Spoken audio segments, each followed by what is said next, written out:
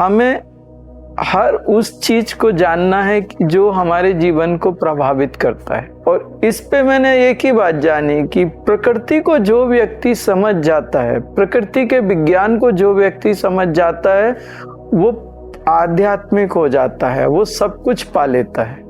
मैं आपको दिखाना चाहता हूँ कि यूनिवर्स से हम किसी भी व्यवस्था को कैसे मटेरियलाइज कर सकते हैं। प्रैक्टिकल हम अपनी लाइफ में जब काम करते हैं, चुपचाप बैठ जाते हैं आंख बंद करके और हम अपनी लाइफ को चेंज कर लेते हैं। ये कैसे करता है एक साधु? इस विज्ञान को तुम्हारे को समझाना है कि ये कोई चमत्कार की चीज नहीं है। Everything is science.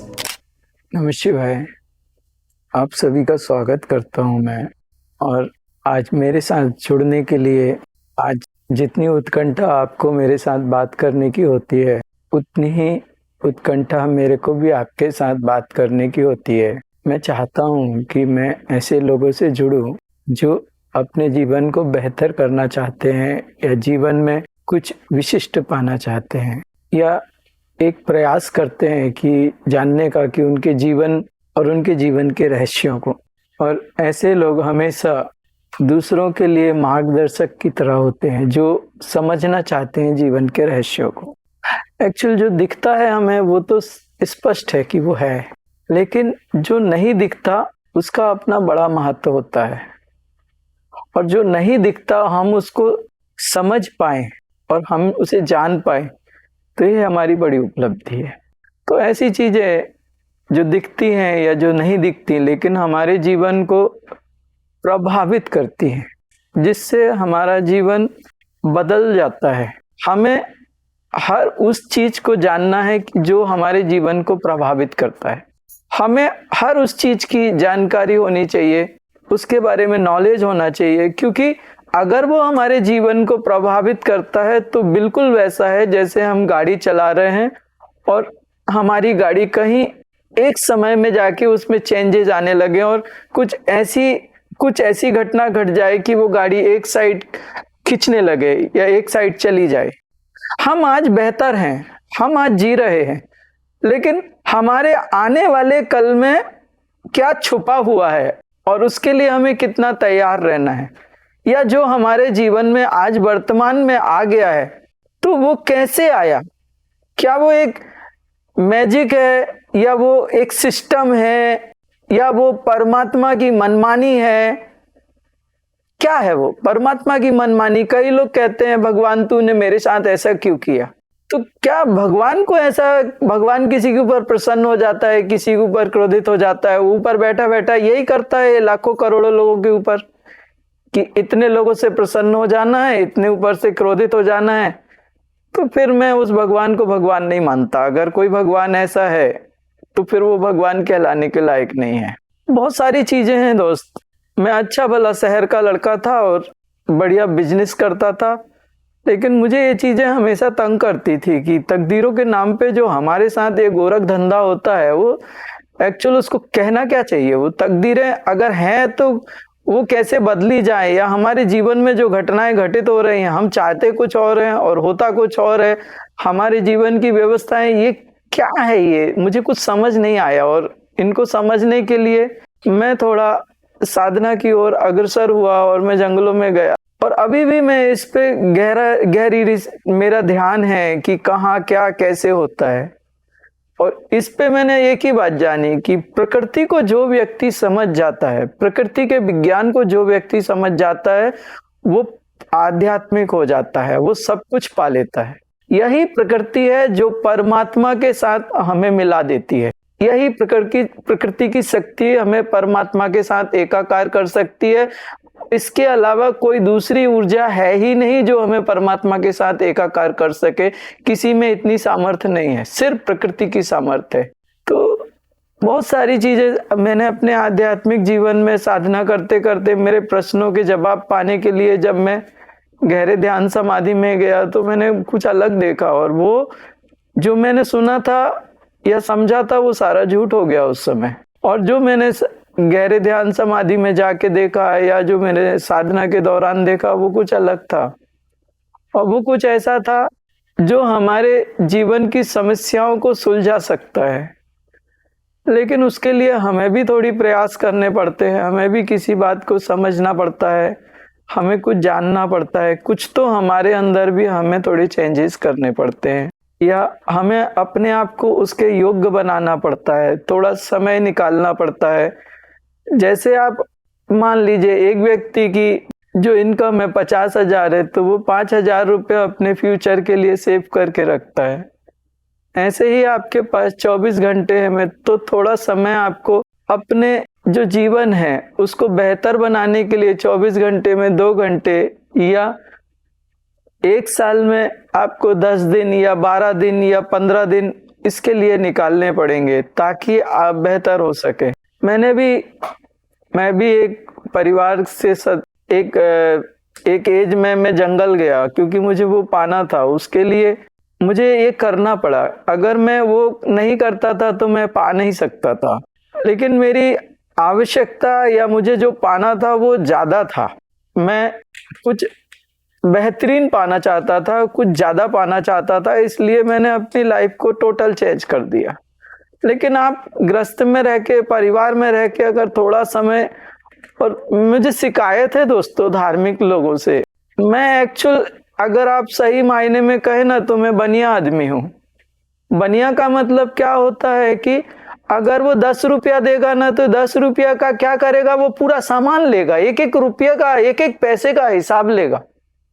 तो मैं साधना करते समय क्या करता हूँ ना मित्रा, मैं 1 घंटे की साधना करता हूँ तो 1 घंटे की साधना का देवता से पूरा हिसाब लेता हूँ, उससे मैं वो काम करा के लेता हूँ 1 घंटे की साधना।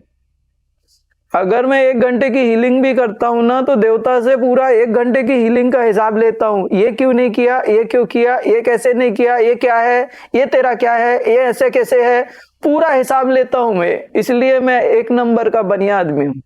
इसमें फायदा एक है कि हम जो कर रहे हैं उससे हमारे जीवन में क्या परिवर्तन आ रहा है वो हमें स्पष्ट दिखना चाहिए। अगर हमने 1 घंटा की साधना भी करी या 1 घंटे का कोई धार्मिक कुछ कार्य किया तो हमारे अंदर क्या बदला, उससे हमारे जीवन में क्या बदला। तो मैं साधना को कैस करता हूं और कैस करने का मतलब ये नहीं है कि मैं साधना से कुछ ऐसी चीजें निकालता हूं कि जो मैं एक्चुअल, अगर मैं कहूँ तो मैं परमात्मा, मैंने अपने गुरु को पाने के लिए साधनाएं की, लेकिन मैं अभी लगभग, मुझे ऐसी कोई ज़्यादा इच्छाएं मेरे अंदर बची नहीं और मैं एक स्थिति लगभग मेरा काम कंप्लीट हो गया है, तो मुझे ऐसी कोई लालच रह नहीं गई कि साधना से ये करूँ। और साधना में भी क्या होता है, साधना में कुछ चीज़ें ऐसी होती हैं जो सकाम साधनाएं होती है कि जैसे किसी को कुछ चाहिए है तो उसके लिए एक अनुष्ठान करते हैं, उस अनुष्ठान के बाद उसको कुछ मिल जाता है, तो वो सकाम साधना होती है। और एक निष्काम साधना होती है जो हम अपनी आध्यात्मिक उन्नति के लिए करते हैं, हमें संसार से कुछ ज़्यादा लेना देना नहीं रहता है, तो आध्यात्मिक उन्नति के लिए जो साधनाएं की जाती है वो निष्काम साधना होती है। तो ज़्यादातर, लेकिन हीलिंग सेशंस होते हैं या आप लोगों के लिए होते हैं तो कभी कभी क्या होता है, आप लोगों को जब कुछ चाहिए रहता है तो उसके लिए फिर एक्चुअल मैं आपके धर्म को प्रूफ करना चाहता हूँ। मैं आपको दिखाना चाहता हूँ कि यूनिवर्स से हम किसी भी व्यवस्था को कैसे मटेरियलाइज कर सकते हैं, हम अपने जीवन को कैसे बदल सकते हैं, वो प्रैक्टिकल करके मैं तुमसे करवाना चाहता हूँ। और मैं अपने साधकों से हमेशा यही काम करवाता हूँ कि तुम चाहते क्या हो वो अपन मटेरियलाइज करते हैं, एक एक सब्जेक्ट पे काम करते हैं। तो बहुत सारी चीज़ें हैं भाई, जो मैं आध्यात्म में क्या होता है कि हम लोगों की मर्यादा भी है, कुछ बता सकते हैं, कुछ नहीं बता सकते हैं। तो मैं आज के धर्म से आपको थोड़ा एक अलग दिशा में लेके आना चाहता हूँ। मैं आपसे ये कहना चाहता हूँ कि हमारा धर्म हमेशा कहता है कि तुम अर्थ, धर्म, काम और मोक्ष के प्राप्ति हो सकती है तुम्हें।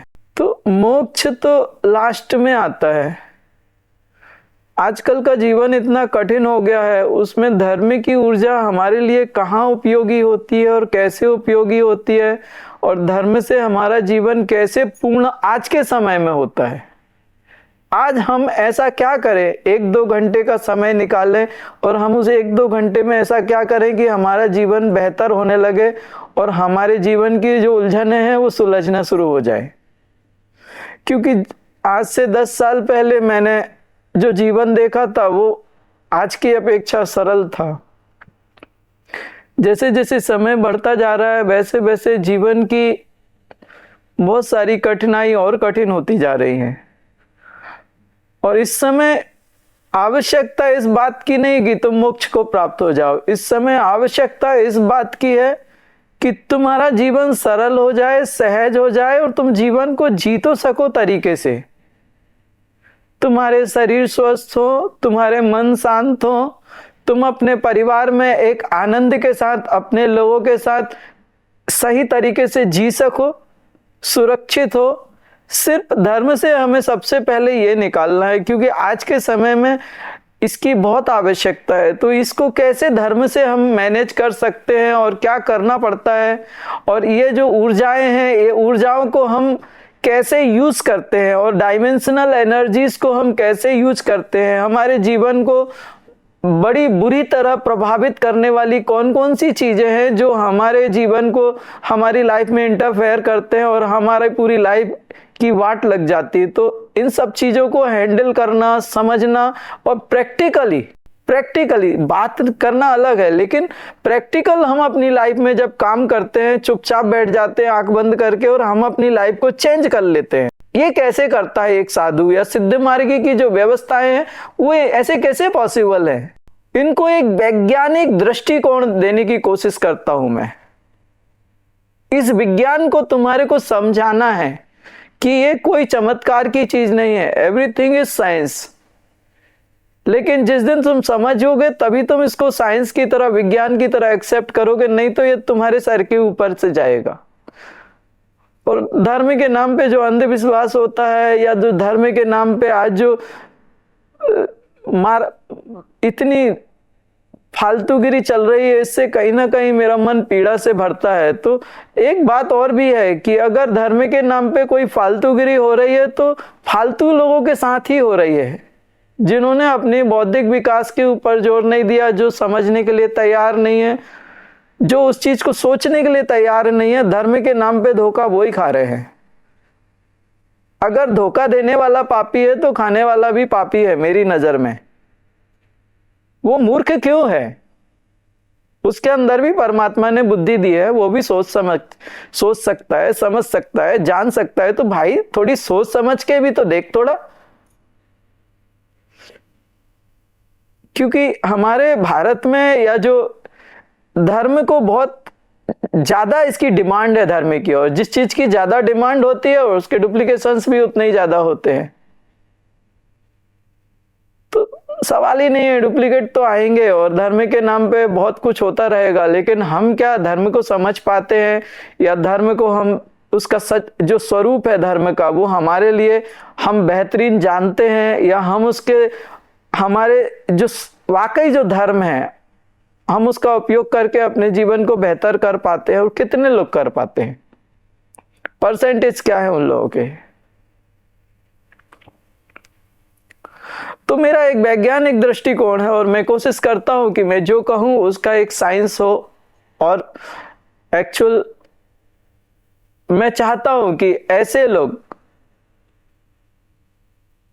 जो अपने जीवन को बदलना चाहते हैं, और ऐसा नहीं कि तुम घर में बैठे रहो, सोफे पे बैठे रहो और तुम कहो कि मेरा जीवन बदल जाए, ये झूठी बात है।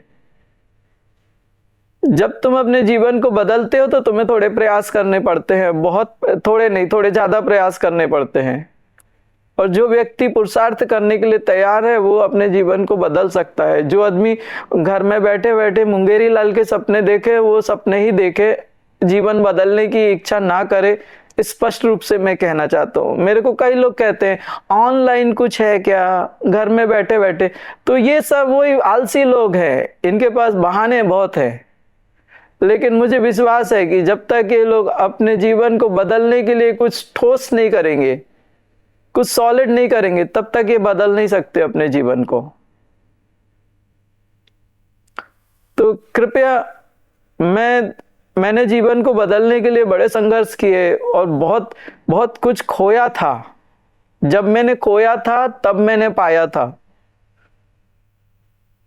तो जो लोग खोना नहीं जानते या कुछ करना नहीं चाहते, कृपया करके वो बेहतर होगा कि कुछ मुझे छोड़ के कुछ और करें तो बेहतर होगा, फालतू अपना समय बर्बाद ना करें।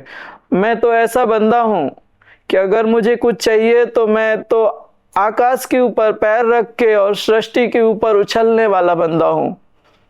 उसमें मेरा क्या होगा मुझे नहीं मालूम, मैं नहीं जानता, लेकिन मैं एक बात जानता हूं कि जब मैं करूंगा तो मैं पाऊंगा।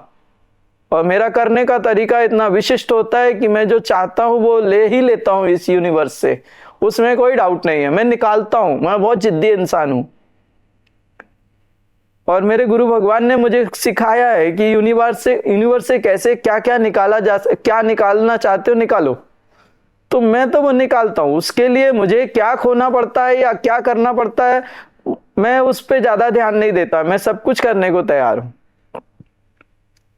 तो आप अगर मेरी इन व्यवस्थाओं से कहीं कुछ आपको लगता है कि ये ठीक है, तो मैं आपका स्वागत करता हूं। क्योंकि मेरा मानना है कि कब तक आप डिस्कशन करते रहोगे, कब तक किसी को सुनते रहोगे। समय गुजर जाता है दोस्त, फिर समय वापस नहीं आता। और जब तक समय गुजर गया वो समय तुम्हारे हाथ से निकल गया, चूक गए तुम। समय गुजरे उसके पहले अपने जीवन को बदल लो और जीवन को एंजॉय कर लो। तुम आए ही इसलिए हो ताकि तुम इस जीवन को अनुभव कर सको। और अगर उस पीड़ा में, उस दुख में तुम्हारा जीवन जा रहा है तो वो तुम व्यर्थ फालतू में अपना लाइफ वेस्ट कर रहे हो, कोई मतलब नहीं है उसका। जो जीवन तुम हंसी खुशी एंजॉय कर सकते थे, सेलिब्रेट कर सकते थे, तुम खुशी से जी सकते थे, वो तुम पीड़ा से जी रहे हो।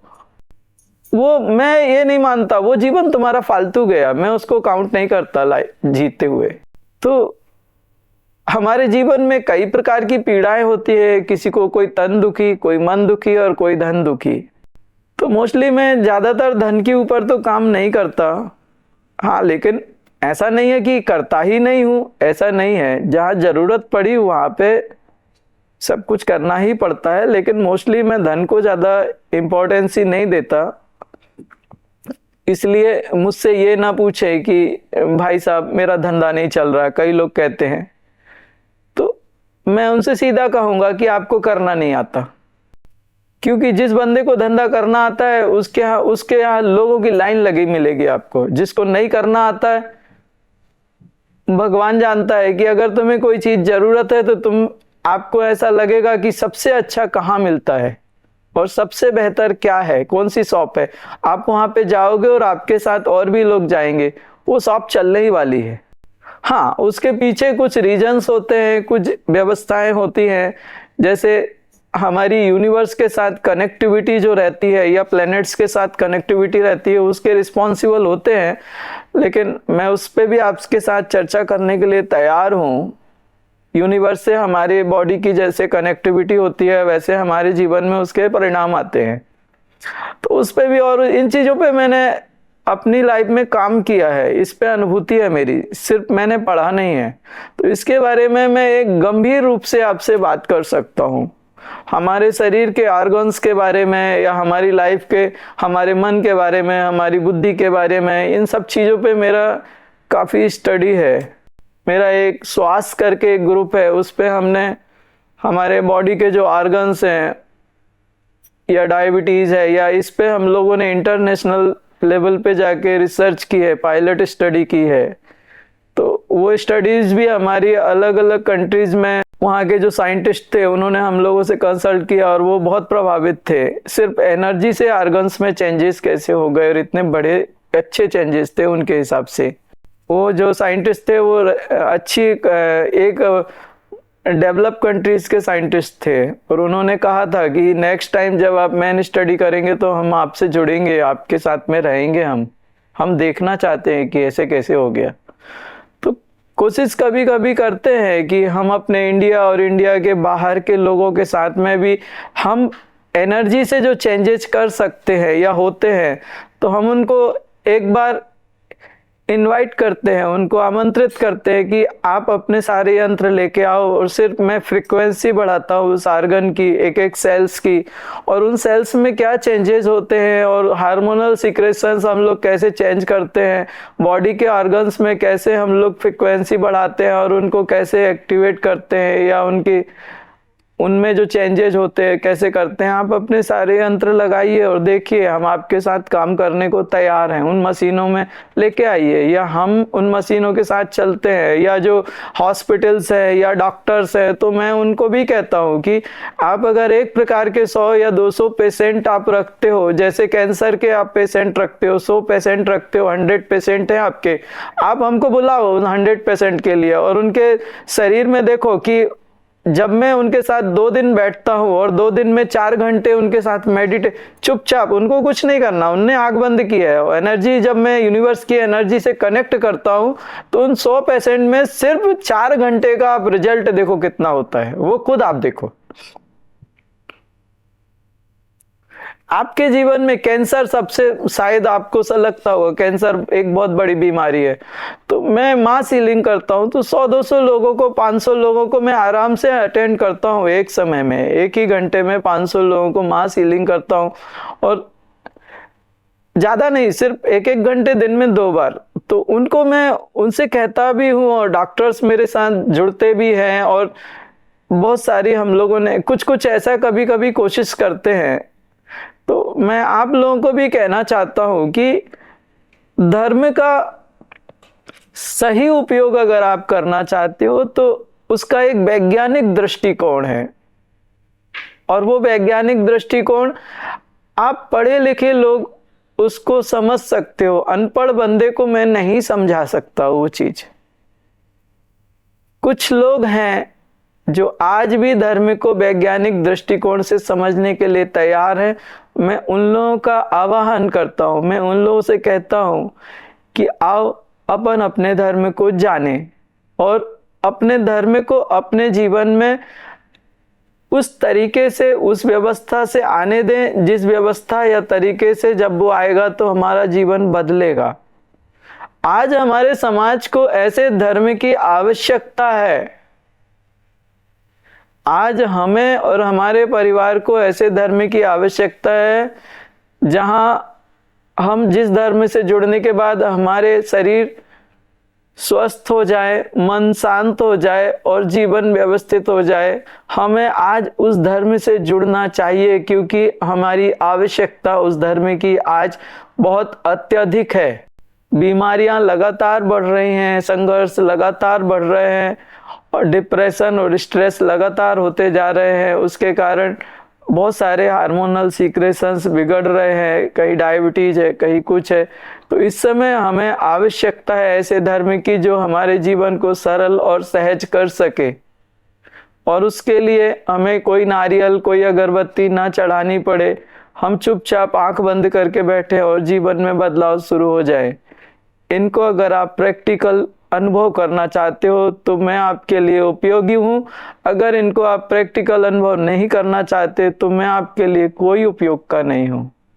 सिर्फ बातें करूँगा, और जो मैं बातें करूँगा वो सिर्फ आप सुनोगे, और सुनने के बाद में फिर से वैसे ही जीने लग जाओगे। मेरा वहाँ पे कोई ज़्यादा उपयोग नहीं होने वाला।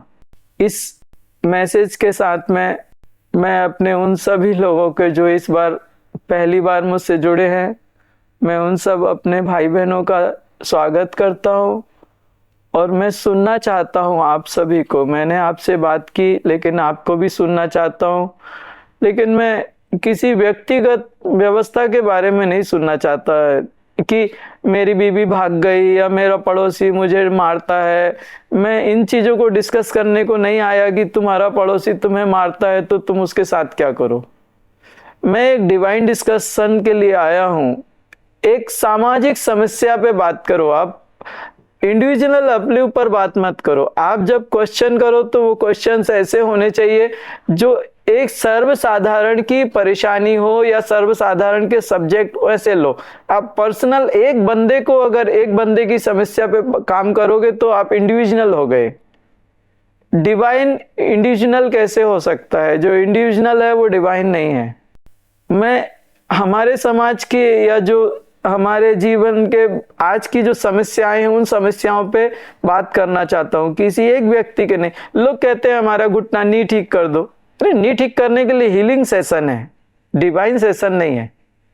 हमारे यहाँ सेशंस होते हैं कुछ, जैसे अभी कुछ दूसरे स्पेसिफिक सेशंस होते हैं, उनमें मैं हीलिंग करता हूँ, लेकिन ये डिस्कशन है, ये डिवाइन डिस्कशन है।